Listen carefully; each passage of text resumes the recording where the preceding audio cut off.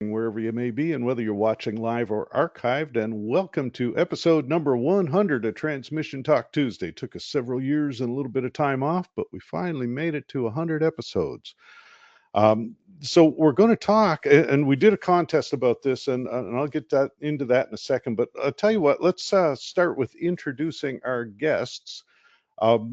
So talking about the future of broadcast, I figured I'd get Mr. Transmitter Site himself, the handsome, the intelligent, the highly talented Mr. Scott Flybush. Scott's a consultant and engineer. He's North American sales manager for Myriad, and we'll touch about that in a bit. But Scott, welcome. Thank you. I don't know who that guy is you're talking about, but you got me instead, so it'll have to Well, do. might have been the other guy I meant. So, Adam Uh-huh. Robinson's the director of sales and business development for the Max Connect Group. Adam's been an engineer all over Canada. He's done a whole pile of installs from transmitters to studios and everything in between. Also, handsome, intelligent, and highly talented because if we're going to keep shoveling, we might as well go all the way with it. I was going to Adam, say, welcome. you need a bigger shovel. All right. So the topic is future of broadcast. Before I get into that, we do have the mandatory housekeeping stuff because this new GoToWebinar interface is still new to a lot of us. Where you find the question symbol is different from the old control panel, but there is still the little questions icon. Absolutely feel free to click that. I've got the question window open on my screen, so theoretically it'll show up as soon as you hit it. Um, let's see what else. We do have the ability to open microphones. If you have a microphone and want to be a part of the conversation, feel free to hit the react button where it says the hand wavy. A couple things to the left of questions.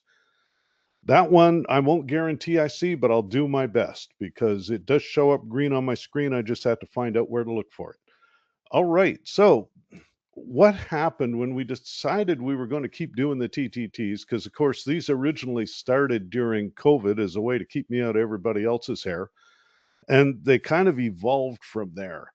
And then once we were all back on the road and things got really busy, we took a hiatus for a year or so and tried to do one or two. And so we're back and we're going to try and keep it on at least a 1 a month basis. And I think that's about our happy medium. There'll be a few months where I'm just slammed and we don't get to one, but we're going to try and have at least 1 a month and keep them educational.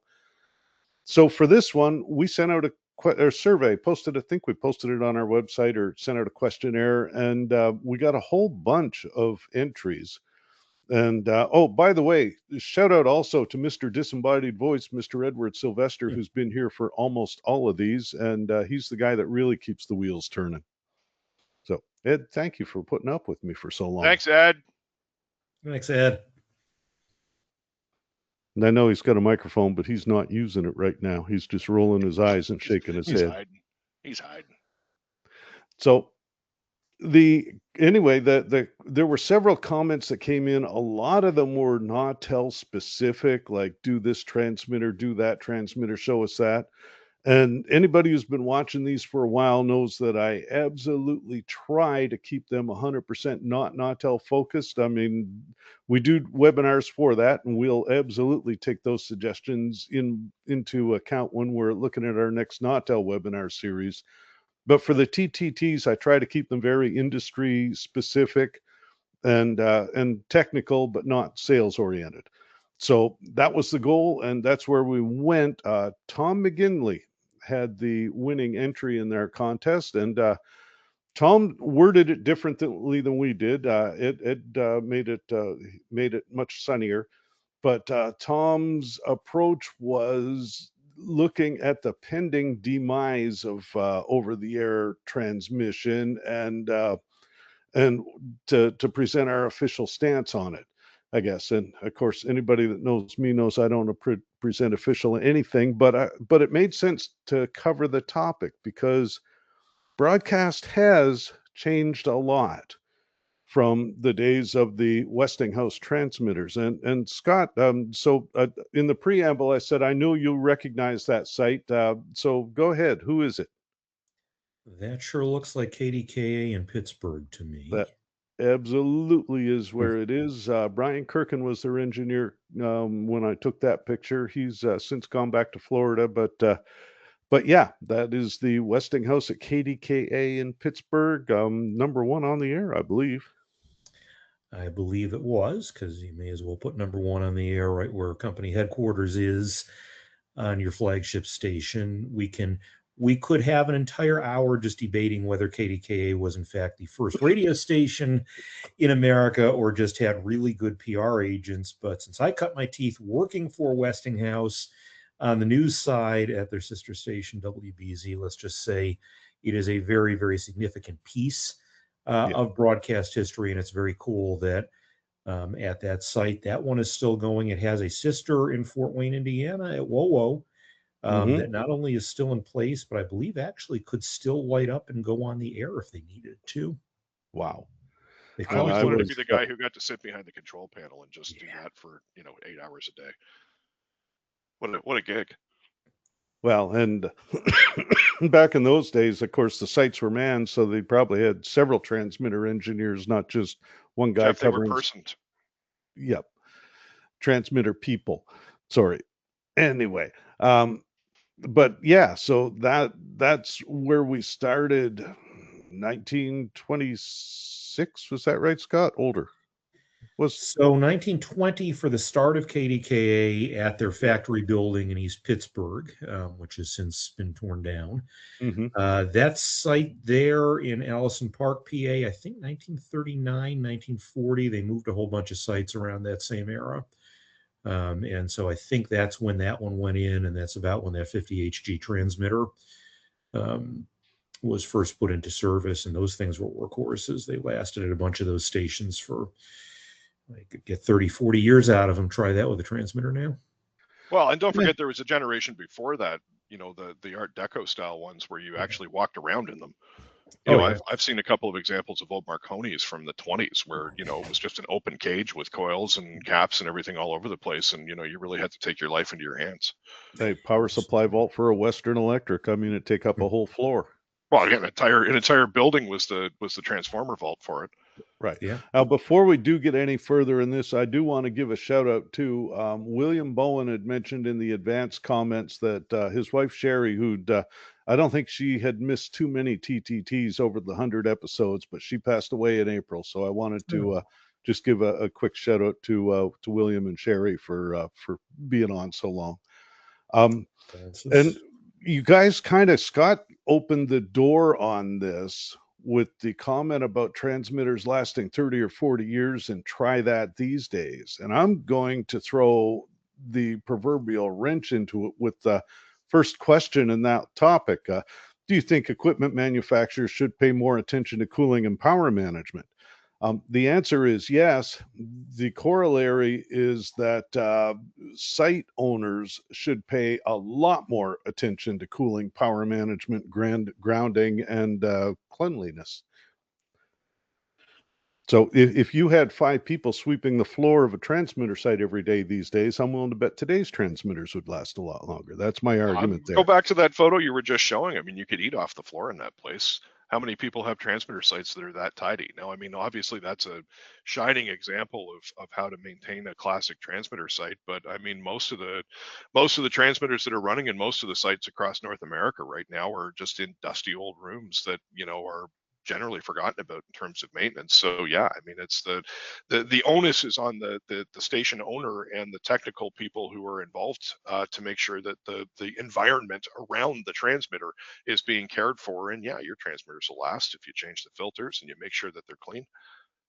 Well, and it's funny, I did a session on lightning protection and site maintenance for the Georgia Lineup Engineering Summit in Augusta, actually last Friday. Trying to remember when and where I was, but yeah, that was one of the things I got asked at the end of it was if anybody has ever done a formal paper on temperature versus equipment life. And we did find one by IEEE that I've got to lay hands on a copy of, and I'll reach out to some of our IEEE members in house. But yeah, there's a lot of data that indicates, like if you look at fans and electrolytics, for example, the cooler you keep them, the longer you extend their life cycle. So that's just one example with a known consumable. I mean, a fan is something you expect to replace, but whether you replace it in 5 years or 25 years will depend purely on back pressure, temperature, and cleanliness. Sure. I mean, if we're gonna, go a little bit deeper into that and talk about the two major cooling methods for transmitters these days, liquid and or air. If you're pulling dirty air through a transmitter site, or you're pulling dirty air through a transmitter, then obviously you're going to compromise its longevity. Same goes with liquid cooled devices, which are becoming more and more popular, it seems. Um, just like your car, you only get so many hours or so many miles on it before you have to replace that coolant, before you have to start replacing elements that run that coolant through the system. Because if you don't, then it's going to fail spectacularly, and you're Well, going to have a very wet transmitter site. and I mean, absolutely follow the manufacturer recommendations. But the other thing and looking at a liquid cooled, if you don't keep the heat exchanger, the outdoor heat exchanger really clean, then on a hot summer day, it's going to be running hotter than ambient. Scott, I know you've worked transmitter sites in and around and about. Anything to contribute before I flip over to the side? So I'm going to tell you from this point forward, and everybody in the audience can roll their eyes now. From this point forward, 100% of the slides, except for the question slide, which you'll see again a few times, I generated on AI just because I could. I wanted to see what would happen, and I had a little fun with some of them. So So, we'll entertain ourselves as we go. I was just going to add that, I've been doing a lot of contract work lately, and one of the things I'm actually considering putting as part of my standard contract terms for clients who I only get to occasionally, college stations and whatnot, is actually having them sign off on an agreement to say somebody here is going to take the responsibility for going on, this schedule to clean the filter on your transmitter. I was just at one last week where mostly I'm doing studio work for them, but we went up to look at the transmitter. Very nice VS sitting there chugging away, but just an absolutely choked air filter. And I said, look, before I come back there next week, you're going to open up that front, you're going to take that filter out, you're going to clean it, because I don't want to have to be the one to come back and tell you, hey, your transmitter just failed because of this. And it's an increasing problem. You don't have, not only do you not have 6 people at a transmitter site, for the most part, you don't have one person at a transmitter site on a regular basis anymore. Right. And Ray Lewis made the comment asking what was the name of the older Nautel engineer retired a couple of years ago, who said that taking the covers off the transmitter and blowing the unit out really helped. He just did that last week, lots of dirty fuzz. And there's an article in this month's Radio World on this problem for high power supply cleaning. So let's see, engineers that have retired recently. Wendell Lonergan retired last year. He was on our design team and sales manager for several years. Go figure. He got to be my boss in engineering, and 30 years later, he got to be my boss in sales. I'm not sure if he won that argument or not. Steve Braley was our primary AM guy in Bangor. He retired a few years back. Andy Sewell's handling support out of Bangor now. So we've got quite a collection. So it could have been a couple of people, but I suspect it was Wendell if you saw him at NAB. And absolutely keeping them clean. An example, fans. The one I looked at when I started talking about this stuff was specified for 5 years at 40 degrees Celsius or 104 Fahrenheit if you're non-metric. And for every 10 degrees Celsius or 18 degrees Fahrenheit that you decrease that ambient, you doubled the lifespan. So at 30 degrees Celsius, 86 Fahrenheit, you were good for about 10 years. At 20 degrees Celsius, 68 Fahrenheit, you were good for about 20 years. Obviously, you hit a point of diminishing returns because at some point mechanical wear is going to be a bigger factor than temperature. But absolutely, Fans are cheap, guys. Fans are a lot cheaper than a transmitter. Fans are a lot cheaper than being off the air for 6 hours because your fan failed. Right. But point being, if you keep the ambient lower, that cheap fan will last a whole lot longer. And I'm here to tell you, a squirrel cage blower is not cheap, but it follows the same philosophy. The cooler you keep the ambient around it, the longer it'll live. Of course, there is a challenge too, at least on our side of the border, where a lot of broadcasters, and I want to get to this a little bit in talking about sort of the whole future of transmission as a service as opposed to something that a station itself manages. But so many companies have sold off their transmitter sites, and so many of the companies that now manage these transmitter sites are themselves not great at doing things like cleanliness and cooling. And unfortunately, it can be something that is at least partially, if not largely, out of a broadcaster's control, Right. and it's kind of a dangerous thing. It's Well, and worrisome it's to one of not those have things. control over the actual cooling at your site or the air filtering. When you go into a shared site, it almost needs to be something that you look at in the contract. So, as a joke, I told ChatGPT to draw me a cartoon picture of transmitter manufacturers who weren't with us anymore, and that's who it came up with. Um, some of them I don't even recognize. Some of them I'm not sure. Was Dumont a transmitter manufacturer or TV television sets only? I don't think they ever made transmitters, as far as I know. And of course, Gates Radio didn't go away; they just evolved into Harris and then into Gates Air. So the Chat GPT doesn't always get it right, but some of them they hit. Is And there a that question was on the list about AI? There's your answer. so anyway. Yeah, well, and yeah, AI. Let's see, there was something on here about AI. I thought worked out to let's do. We will hit some of these questions. Actually, I'll pause here for a moment. We'll touch some of them. There we go. AI is providing the same service as voice tracking. Will it have to be licensed? Same as ASCAP, BMI, and SecureNet.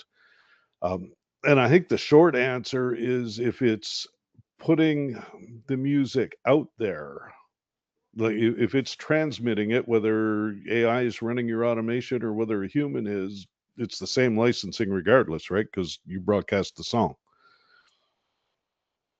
Scott, Yeah, I'm gonna. I mean you're that not. Sorry, go ahead, Scott. I was going to say, I mean, that licensing, it's interesting because, what you're licensing essentially is the right to use somebody else's intellectual property. And whose intellectual property are you actually using in this case with AI? And there are a lot of questions out there. I know, some of my lawyer friends are struggling with, can you copyright something that has been created with AI, and whose work are you actually copywriting? And let's just say I probably should have gone to law school 30 years ago instead of getting into this. Well, I'm gonna say copyright I think law is I think pretty going to much be a much everybody on the bigger call would thing. say the same thing. Yep. And I mean, if you look at it going forward, like if I create an original work of art, whatever that may be, and I put it on the internet, as soon as it hits the internet, it's liable or it's subject to being scraped by any public facing AI engine. So at that point, yeah, how do they differentiate whether there's copyright on something or not? So definitely there's caveat emptor or what what's the Latin phrase for you know uh, watch your back, assume Yeah. risk. I will say that if you're using something that is the specific, for sale product of a company, if I am using a voice from 11 Labs, let's say, um, obviously 11 Labs is going to come after me if I am using that without properly paying them to license their work.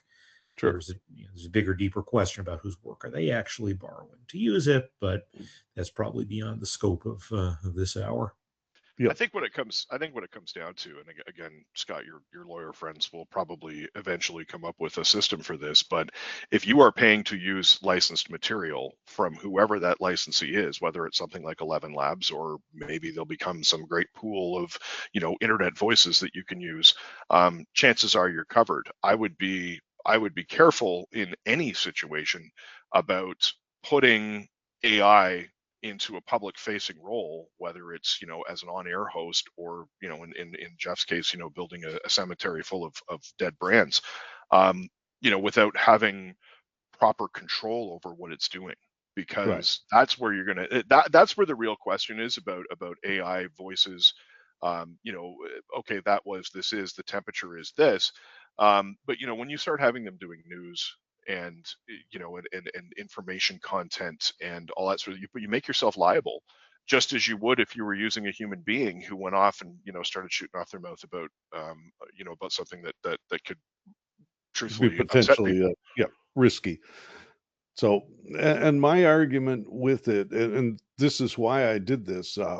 So the AI generated the content, but the humans are still presenting it in this case. At least I think. I'm not 100% sure about Adam, but Well, from I'm completely 100% AI generated. yeah, there Um, you go. but to that point, Jeff, I think I think the caution is, yes, you'd be dumb in this day and age not to use AI for something. We all do it. It's not a dirty little secret anymore. We all use AI in our everyday life to make ourselves more efficient. But you, the human being, need to police what AI is doing. You can't just blindly throw your faith into it and let it start, Yeah. broadcasting, whatever information it sees fit to broadcast. Well, and Well, as like, somebody who has been on the human content creation side of the business for a lot of my career, my feeling at least, and I don't know if this is shared by younger generations anymore, but if I am going to take the time to pay attention to something that is being broadcast to me, I don't want to listen to or watch or read something that nobody created. The whole idea is, I want to have a connection with somebody on the other end who is at least plausibly real, who is providing me with some semblance of human creativity.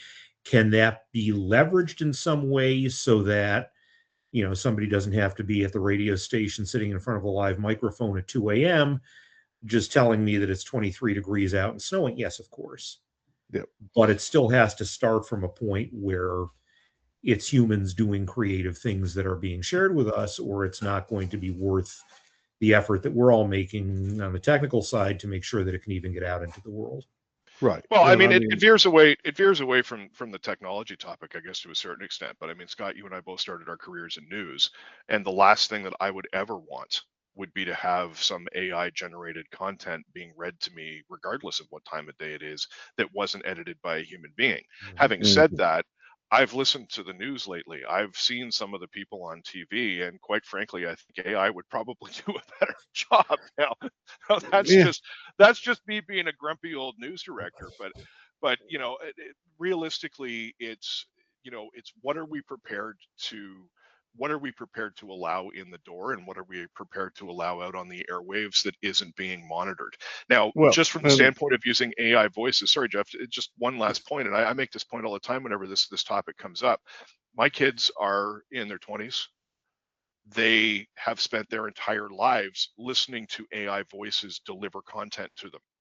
They're not going to sit there and go, "Oh, that's an AI voice. I'm not going to believe that." That's just the way the rest of the world has gone. Broadcast is a little bit slow in catching up to that. always.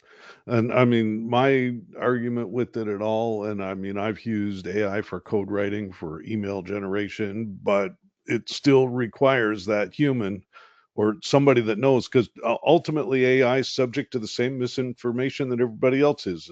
Half the data on the internet is provably inaccurate. So, and I said half because I made that statistic up out of the top of my head. So, I'm just about as good as AI, but point being, it absolutely needs to be fact checked and verified before broadcast. Like with that previous slide with the errors on that. Couple of questions here. Actually, Kathy had asked, and somebody on the advanced questions had asked that this would be recorded. And I'm going to assume that it hit the record button, but that's because Mr. Sylvester is the guy that makes all that stuff happen. So, Kathy, it should be recorded and posted on our website at some point in the not too distant future. If it isn't, I'll apologize now, but I'm pretty sure we're good at that. Let's see, clicking forward. So then I asked ChatGPT, well, what's the best part about over the air broadcast? And it came up with the obvious stuff, including it is still ounce for ounce the most efficient one to many broadcast medium out there.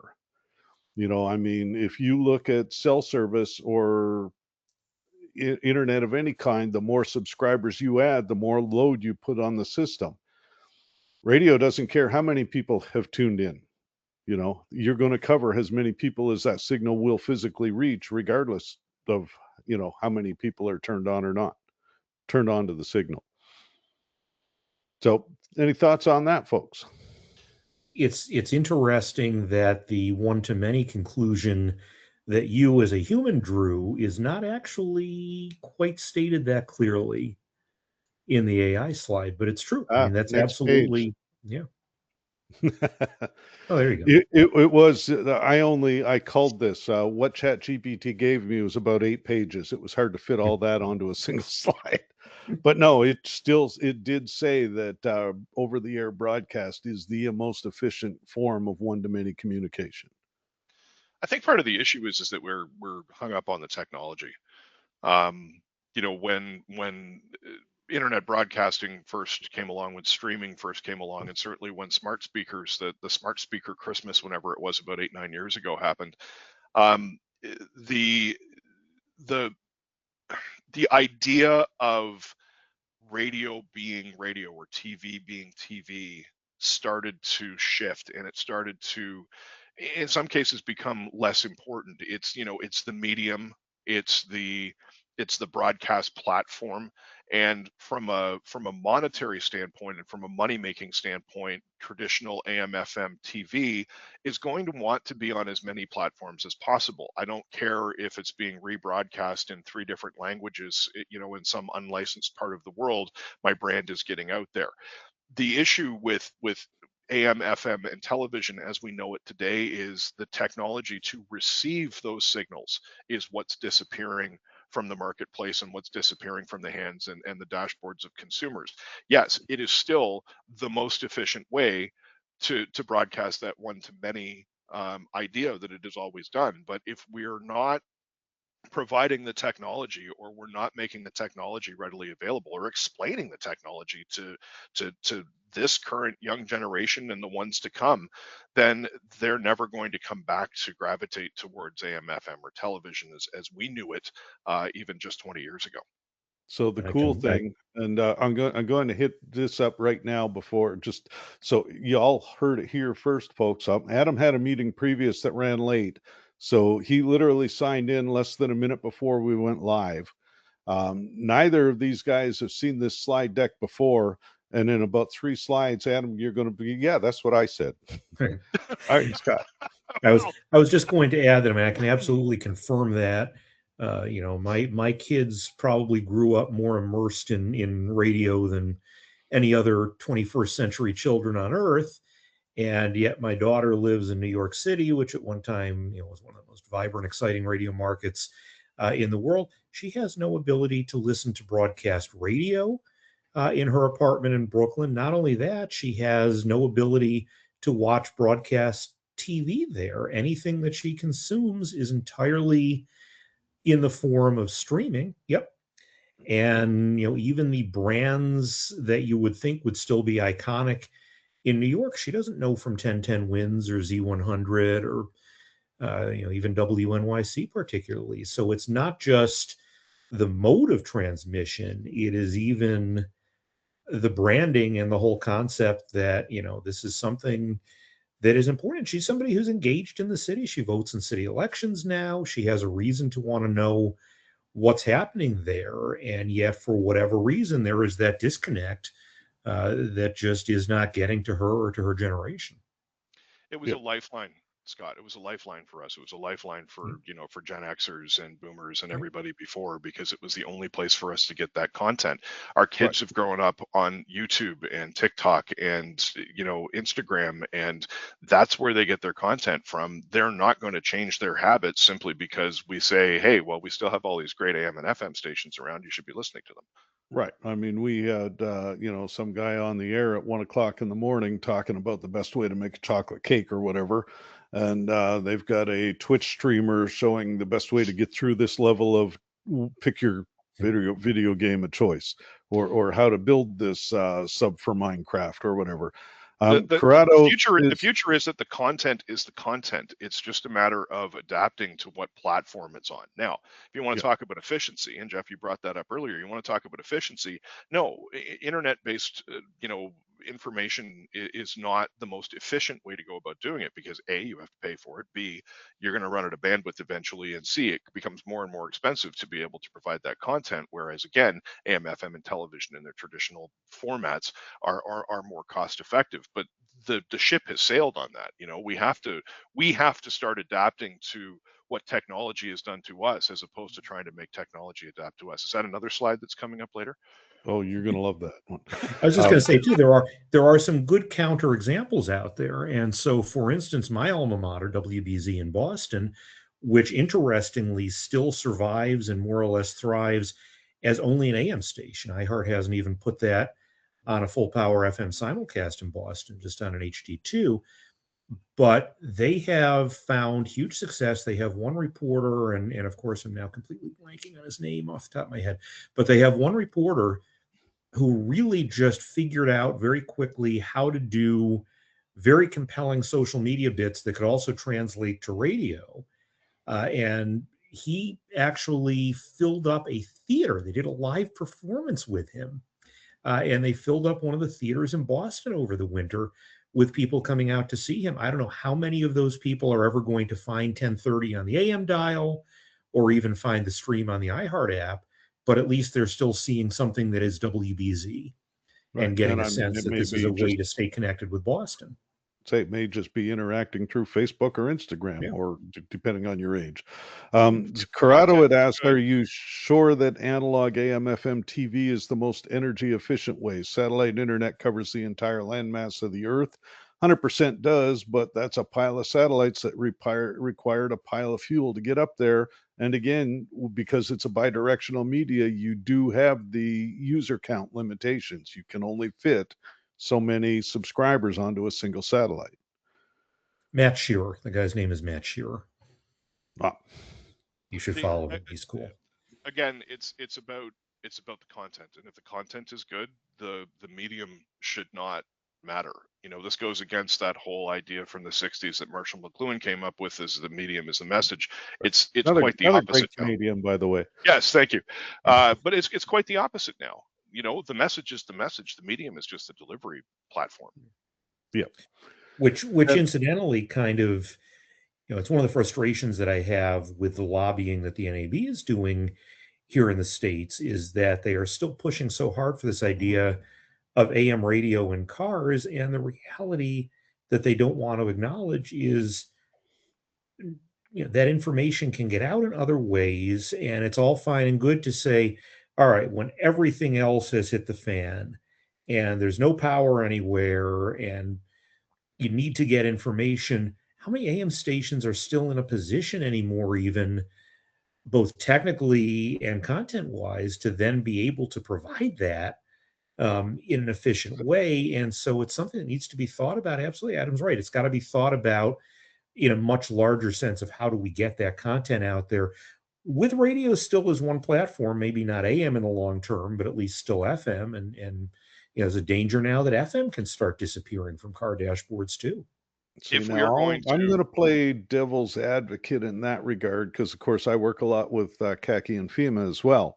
Yep. AM radio is still watt for watt the best way to get a signal out there, and in that, like a global catastrophe event, arguably, especially with the hardened sites they've got with their own independent power generation, arguably the only way, because at that point your internet's down, your cell phone's down, you got no way of getting anything. And there are still enough of us old people around that can figure out with a piece of wire and a diode how to make an AM receiver. It ain't going to be pretty and it's not going to be high fidelity, but the audio will be getting there. So William just asked how many people have an AM receiver in their home. And the funny thing is, I couldn't tell you the last time I had a radio turned on in the house, but I can tell you I've got about probably 6 of them, had a guess. Well, I would imagine, that we're not really a good panel for that. I know, between our geekery and the work that we still do. I mean, yeah, I tune in an AM radio, weekly to make sure that the station that I maintain is on the air and the signal's clean. But for the average person, you're not going to do that. I mean, I'll give you a great example. Okay, a radio guy through and through. My entire career, my entire life I'll give you 2 after yours, but you go. Has been radio. Last summer, we were in the path of a series of thunderstorms that were generating tornadoes at our cottage up in northeastern Ontario. And we lost power, we lost cell, we lost internet, we lost absolutely everything.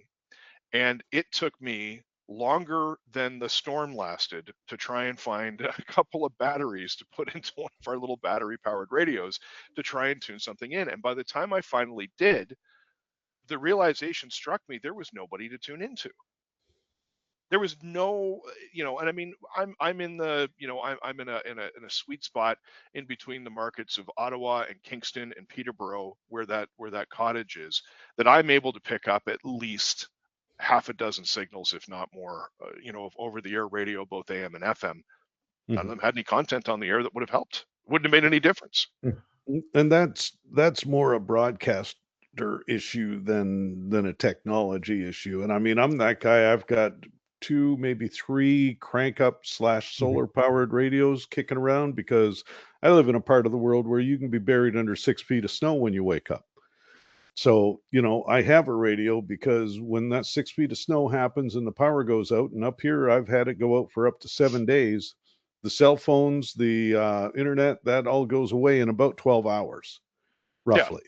But it takes a major disaster. And I know we're veering off of the technology side of this thing and talking more about broadcast as a whole. But it takes a massive natural disaster to have been predicted and to have carried on for many, many hours before broadcast will respond to it these days. Right. So now, having said that, I was in Lake Geneva, Wisconsin last week for the Wisconsin Broadcasters Media Technology Institute, and shout out to Terry Bond, rest in peace, for starting that, because anything that is dedicated directly instructing engineering is a good thing.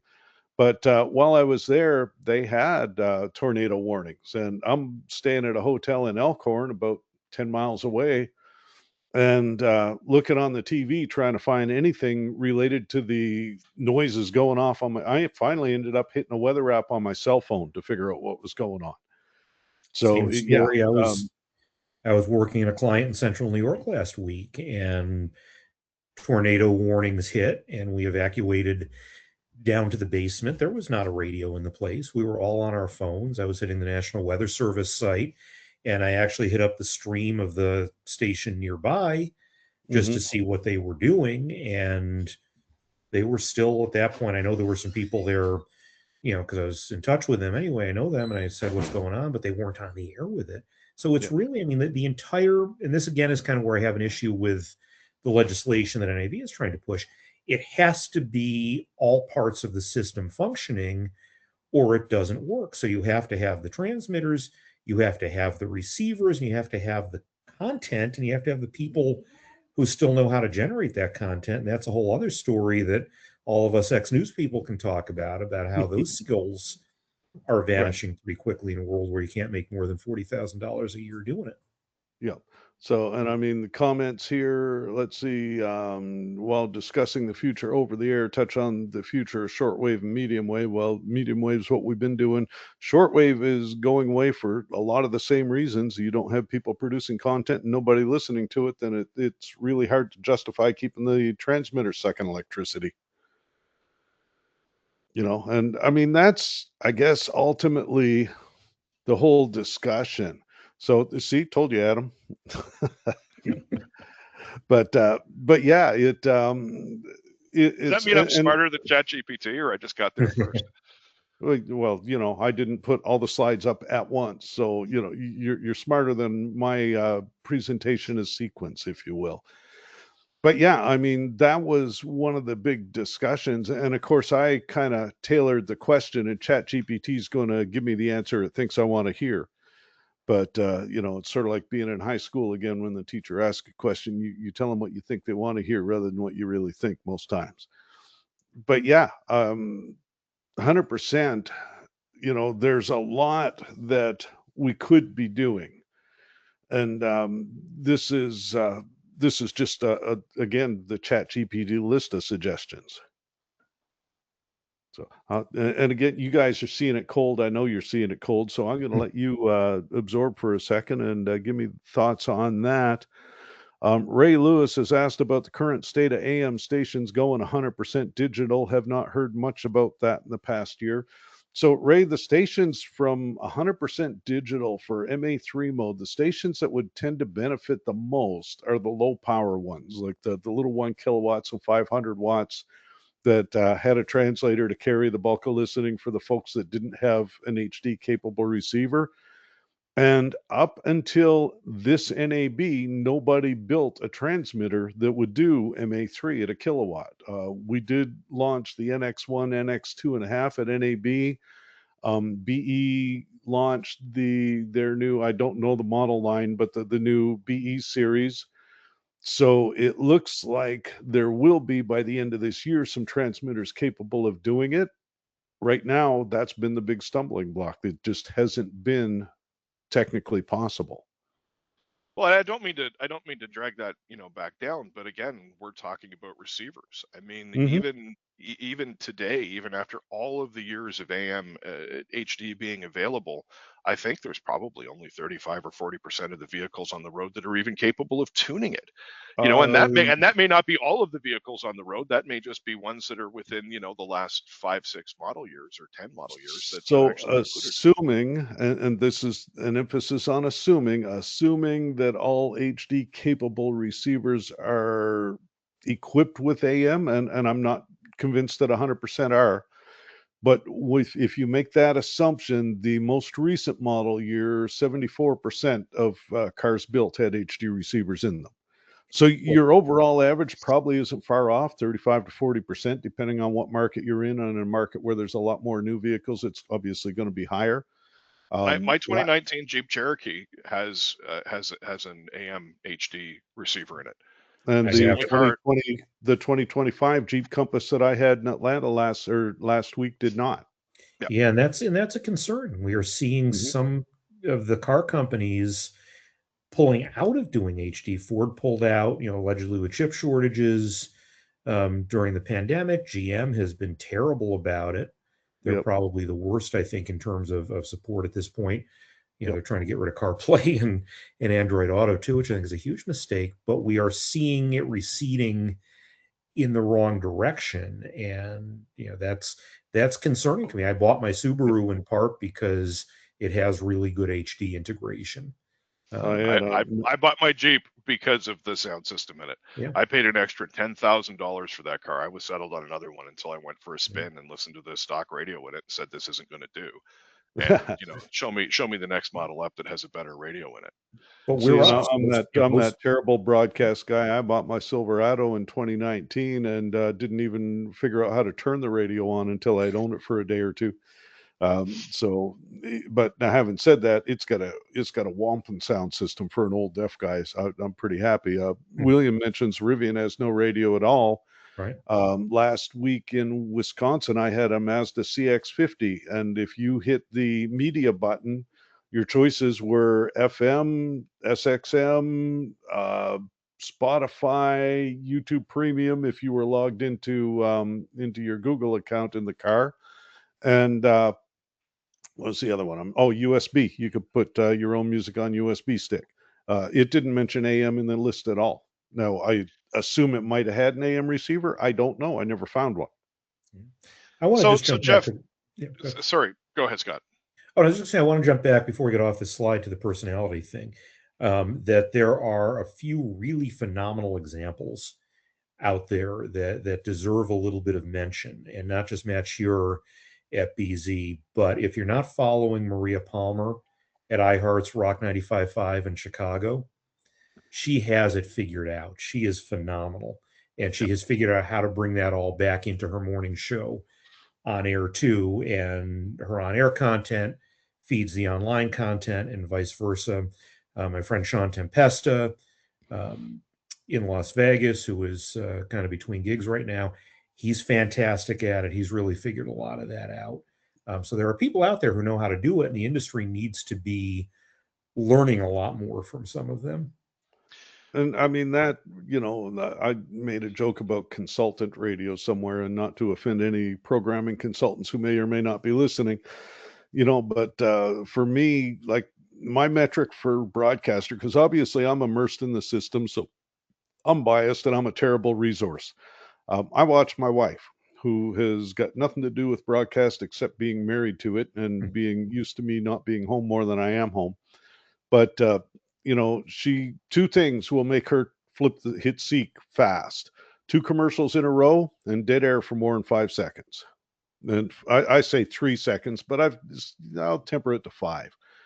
But yeah, if the signal goes away for more than a couple of seconds and she realizes it's not coming back right away, she's going to hit the seek button.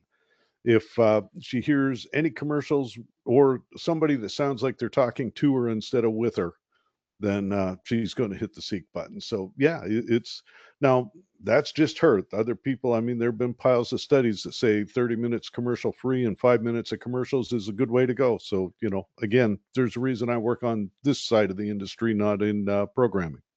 20 some odd years ago, when radio first started to experience its first real competition, and I know we're bending this towards radio and towards programming and not so much towards technology, but the issue was that we were threatened by people being able to listen to their own music on demand whenever they wanted to. Beyond the traditional technology of cassettes and CDs and records, this was on-demand programming. Then there was satellite programming, which was format specific, music intensive, or talk or sports intensive, whatever it was, without all of the same commercial content that the traditional radio had. So we were told, and I remember sitting in meetings shaking my head when our consultants were telling us, talk less, play more, talk less, play more. And okay, sure. So we did. And what happened? We alienated our audience. We didn't provide them with something. We were talking about personality-based radio. We didn't provide them with something that was different from Right. those streaming services or from Sirius XM. So, it was kind of a self-fulfilling prophecy. Look, guys, the technology is there to provide reliable AM, FM, and television over the air content. The technology's fine. It's better than it's ever been. It's easier than it's ever been. And with the continued convergence of all of the parts and pieces that bring it together, whether it's AOIP or micro MPX or even just simple good old fashioned codecs that are now able to be received by, like, your transmitter can essentially be your quarterback at the transmitter site now and receive all of this information without a whole bunch of gear around it. We are in a Yep. fantastic time for technology, for being able to provide reliable AM and FM and television signals. The problem is we have no content and nobody's listening to it because they don't have the receivers anymore. Or they just don't know it exists. I mean, Exactly. my boys grew up in this industry because I've always been here or gone, and outside of their vehicles, probably I don't think either one of them own an actual radio in the house. Uh, Now, Len had asked about, like, how can college radio help keep over-the-air broadcasting viable, and that's a good question, because if you can make it interactive enough and engaging enough that college students will tune into it, even if it's just turning on a little console system at a party on a Friday night or whatever, then that's one of the things that absolutely could, that if they listen, then they'll continue to listen as they move on. Now, there's nothing they want to hear, that's a whole different discussion. But and then you're right back to YouTube and Spotify. Well, but why are So those platforms so popular? Because they provide content that people want to see. Like it's not rocket science, guys. Like, if the content is there and it's compelling and it's relevant and it's what people want to see, they don't care where they're getting it. So I was Ed, gonna say, I do a lot Ed, of if you're still listening, you should screenshot this photo and show it to John, our one of our SMT and marketing director, as right. potential for where we could go. So I asked Chat GPT. I said, "So show me a transmitter based on the Nautel GB2 series that integrates over-the-air broadcast with the best interconnectivity of IP." And so this is what it gave me, and it gives like a transmitter with the ability to monitor social media Can I interaction. can I watch the football game on it? You can watch the football game on the one you have now. It's just an 18-inch touchscreen. There's no reason you couldn't go into the Linux kernel and load your streaming service of choice into it. Will this one also keep my beer cold? Is the better question. None of the rest of them do, but anyway. I point, wanted to just jump back to the College Station question, because I do a lot of work, especially now through Myriad with college stations, and there is definitely a split happening between some colleges where, it's already too late. The kids have pretty much walked away from it. There's not any kind of inactive program where anybody is working with them. But there are some phenomenal programs out there too where people get it. And so, like Andy Gladding and the program at Hofstra University, WRHU, they are getting these students ready, not just to go on the air and play music, although there's certainly a cohort of kids who want to use this for music discovery and are learning how cool music can be to share this with a mass audience that way. But he's teaching his students engineering. He is teaching his students news. He is teaching his students a lot of sportscasting. And so he's built this pipeline into sports radio in New York. Those are the programs that are most likely, I think, to survive and to provide us with some fresh new blood into this industry, to get people excited about it. Because, why did we all get into it? We all got into it because there was some magic to it. There was some fun to it. We had a chance to play news person, or to play engineer, or to play DJ, or maybe you just used your college radio station to meet girls like I did. I don't know, but Well, and it's funny that ChatGPT and my little, like I say, that all I did was ask it, show me a transmitter that integrates over the air and internet based on the GB2. And you notice that one of the thing it put was an audience reach map. And going back to the original questions, it ties into one of those related to DTS Auto Stage. I mean, more and more, we've got the ability to heat map almost real time who's listening to you. And when you look at streams, that product that Xperi came up with is revolutionary, and I yeah, don't it use is. that word lightly. That is one of the greatest things that has been brought to traditional radio broadcast ever. The Yep. question is, the question is it is it too late? I mean, do we still have enough people listening over the air? And I mean, you see the numbers come out of the major markets, and I'm not saying anything negative about this, but the if we'd had that technology 20 years ago, we probably could have fixed some of the mistakes that led us to where we are today. Right. So is it is it going to help programmers figure out what content works better than other, and what should be on the air and what shouldn't be on the air? And that's a really, I mean, obviously, it's a loaded question. We got a room full of engineers talking programming stuff, but 100%, I mean, our job, it's like I told somebody, it's like my job's to provide the pipe. I'll build you the biggest, cleanest, shiniest pipe ever, but what goes through that pipe's totally up to you. As long as you put ferrites around it first. Well, that needs a feed and a return, so it had to be a bidirectional pipe in that case. But yeah, let's see. William had mentioned that when Sherry was in the hospital, the doctors and nurses had asked where they work, and there were a lot of blank looks about don't listen to the radio, and that sort of comes back to what Adam was saying. I think that ultimately, it's like everything else. If you provide content people want to hear, they'll listen, whether it's AM, FM, TV, or internet. But the big thing is providing the content. So yeah, that's its own separate thing. Um, how we develop the pipe to produce or provide that content, that's a different thing. And keeping it all clean so it's on the air when it needs to be, that's a third thing. Um, so let's see. So here is, and this is why I smirked when you mentioned it. And the funny thing is, so I never, when I was talking to ChatGPT, never mentioned Nautel once, except for the previous request to base my image on the GV2. That's because the machines are always listening to you, Jeff. They're always listening. 100%. That's my point. The expectation of privacy should be pretty much zero these days, unless you're in a locked off rig cabin with no cell phone. And if you are, you're not all they're watching doing is this. figuring out how to better sell you stuff. I mean, really. Well, 100%. If you're not watching a commercial, then you can say if you're not watching or listening to a commercial, you can assume you are the product. Yeah. But yeah, I mean, this and I think that a bifurcated, a combined blend of broadcast plus broadband is the best overall. I mean, it may be we see all these 50 kilowatts downgrading to 5 to save on the power bill and focus them more on the stream.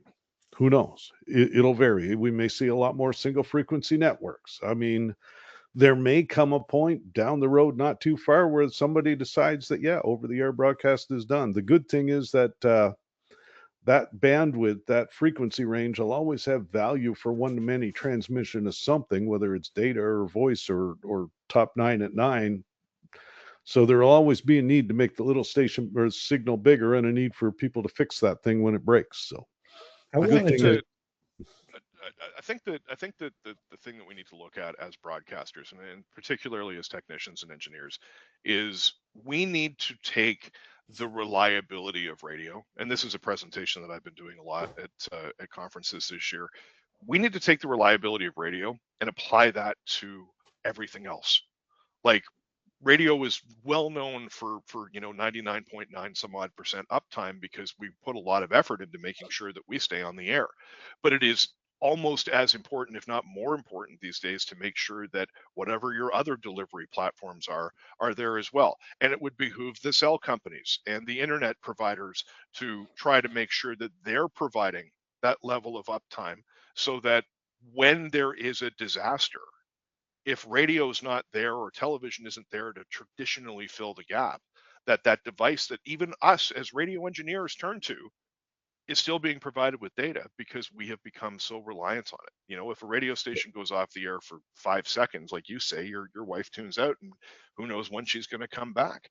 oh, If your when the cell next phone's if one your cell phone's irritates down her. for 5 seconds, people just patiently wait for it to come back.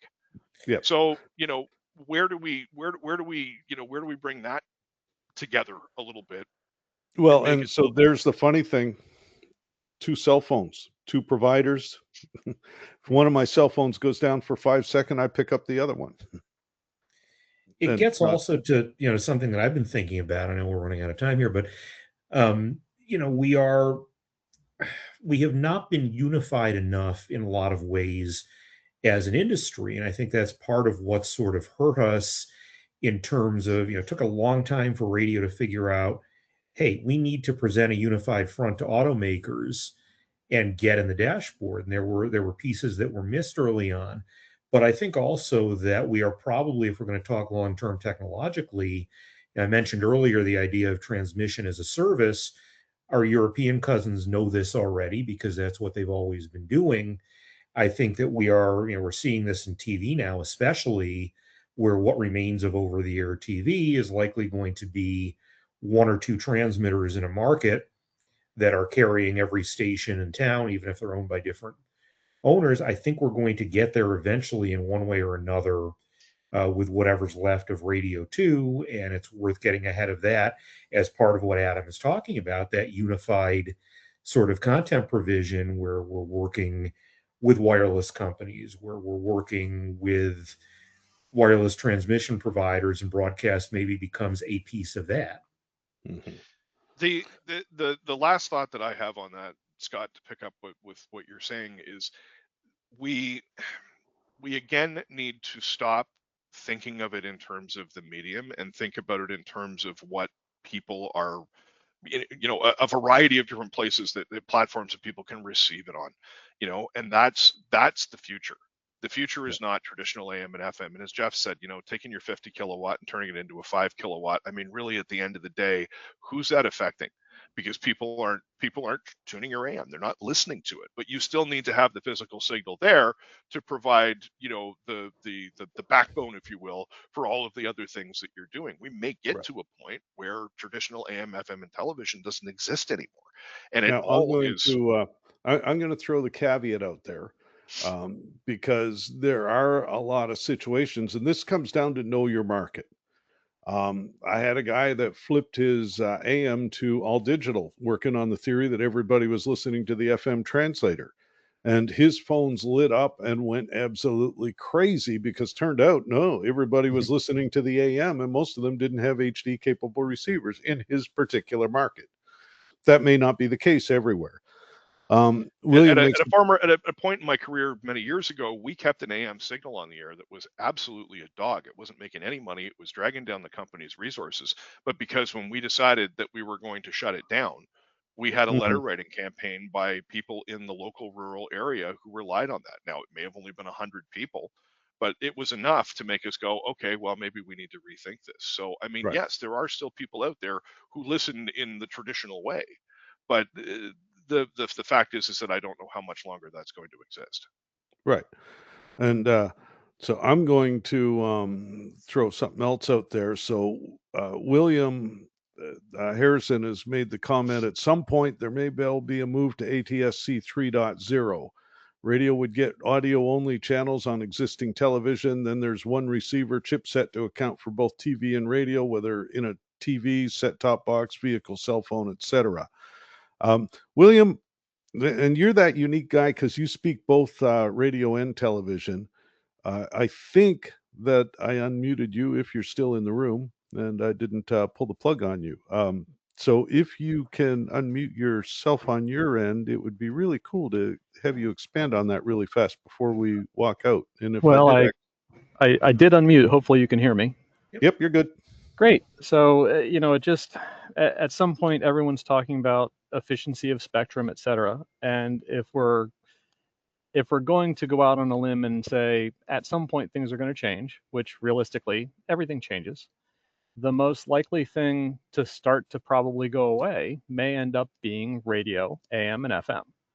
And if you already have a push to go to ATSC 3.0, if it gets mandated by the FCC, then you have a general consensus in the country of broadcasters that are forced to put this technology up, and they're going to have an excess of capability, of bandwidth, for lack of a better word. So this is an opportunity for stations to be able to join. I mean, I hate to phrase it this way, but how many broadcasters, radio broadcasters, would love the opportunity to not have to maintain the transmitter or the transmission infrastructure of an antenna, a transmission line, a tower site, a tower rental, et cetera? It's the equivalent of leasing, say, a subcarrier or an HD channel on another broadcaster's frequency. And one of the nice things with ATSC 3.0 is with the advent of like PSIP and other things, I can still have it appear on a dashboard or on some other tuner and say, hey, look, you're listening to, radio station 90.9 FM, even though we all know it won't be on 90.9 FM anymore. Yeah. But it's definitely a possibility. And at some point, somebody may say, hey, this would be a great way for us to take and free up some available spectrum, which might be of use to somebody else in the world, Right. and be able to distribute the expenses. And like I say, from a manufacturer perspective, there's always going to be a need to put something there and make the little signal bigger. So it's good for me either way. I am going to one more. It requires a unified industry effort, though, and that's the thing. Yes. Too often that's missing. Well, and that's like, it's all herding cats. William, keep your mic unmuted and just hang a sec, because Shane Tovin had also posted that he's not a question, but I've got 350 kilowatt AMs. I guarantee if I were to hit RF off, we'd get phone calls, lots of them. And for reference, Shane's in the Bay Area, San Francisco, so not a small market. And then he says, will that be the case indefinitely? And it scrolled past the limit. So Shane, if you unmute yourself, let's finish this too. Yeah, I appreciate it's a great conversation this morning, guys, even though it's strayed more into the content than the see, look, we're doing a radio talk show on the internet. No, I agree 100%. I said, will that be the case indefinitely though? Will broadcast AM and FM be the thing indefinitely? Absolutely not. I don't believe so. And I tend to agree with my esteemed colleague that ATSC3 does have some very interesting possibilities on that front, and that may very well be the direction things go. We'll just have to see, where the regulatory environment goes, where the political environment goes, and more importantly, where kind of our listener habits go. Do our listeners even care about, or do consumers even care? I don't even know if consumers can care or know about ATSC 3.0. I mean, right. Maybe if it starts going out there by default, that'll be the direction things go, but we'll see. I truly believe, though, there will always be some form of efficient over-the-air one-to-many distribution. There has to be, right? Whether it's data or whether it's audio or video is less relevant. William, you had more to say too, I know. I did, but I honestly I can't remember anymore. No, it's there's always going to be a use case, and the use case for ATSC 3.0 or whatever technology ends up being adopted, because it's probably going to happen at some point. Who knows when? But it may benefit a lot of radio broadcasters as well. I've been saying for a number of years, I'd love to be able to get my FM broadcast on people's televisions in their homes, because Yeah, people have and so many more TVs than radios. over and This is a above simple that, way to do it. ATSC3 is a content delivery system, and this leans more into Adam's bailiwick for the ability to use it even as an STL to feed a conventional transmitter is Absolutely. significant. The funny thing is, in my neck of the woods, when we went to ATSC1 from analog broadcast, I went from being able to pick up 5 over-the-air TV stations with a set-top antenna to being able to pick up exactly none. And without putting a 50-foot tower to clear the ridge to my east, I'm in a TV wasteland now. So everything I do is over the air for television or Uh, online for television. well, I guess I have cable. it's funny because that's another interesting point. And you're up in Canada. In the U.S., we talk about wanting to mandate something like ATSC3 nationwide.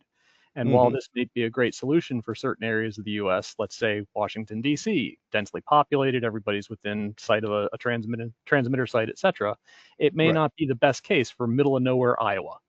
That's like what when Canada tested L-band DAB, it worked great. Well, great-ish in the big cities. I mean, if you didn't mind having 8 transmitter sites to do the job that one used to do. But when you get into flyover country or out into the prairies where it's a long distance from one population center to another, then it was less Your effective. your Oh, neighbor your neighbor could be 25 miles away, and then his yeah, neighbor could be 25 miles away, and there's no way you're going to hit all of them with digital television. I mean, that's just the reality of the way the system works. Now, I'd like to point out that typical TV guys just trying to get rid of radio like they have been for 80 years, but the and the in idea fairness, WETA does both, so Williams the well versed. But And I just the want to say the for the record, I am first and foremost a radio guy. Thank you very Okay, much. fair enough, William. Thank you. It's just me taking a cheap shot. No, but ATSC3 is a great idea. yeah. By the way, quick I early shout out for anybody interested and in the DC area the first week of October, William, for Antenna Fest. That is correct. So October 6th, WETA will be hosting I say annual Antenna Fest. This is like the second annual Antenna Fest. It is indeed the second annual. We'll see if it becomes the third annual next year. There you go. All right, And I want to close. point out, not to keep beating this particular dead horse, but with Yeah, ATSC3, I'm seeing some of the same things happening that are happening with the question about HD radio in cars. Is that I went out, I had to buy a new TV at one point for my family room. I went over to Costco.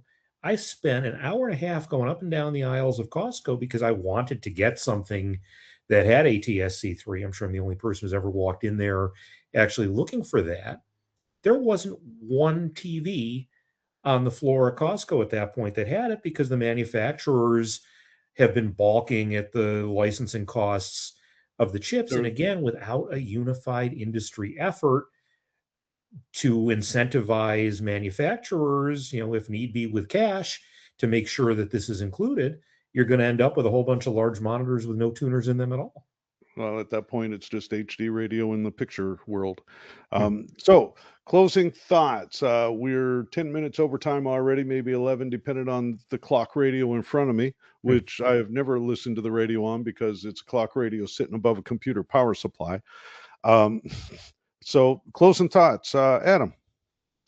Well, back to William's point about ATSC3 and the fact that they're, conceivably, and to Scott's point as well, that if the industry comes together as a whole and puts a push on manufacturers to make sure that those receiver chips are in there, then yes, we have a viable new platform where we can converge all of our various broadcast technologies, in one place in households where there are many potential receiver points.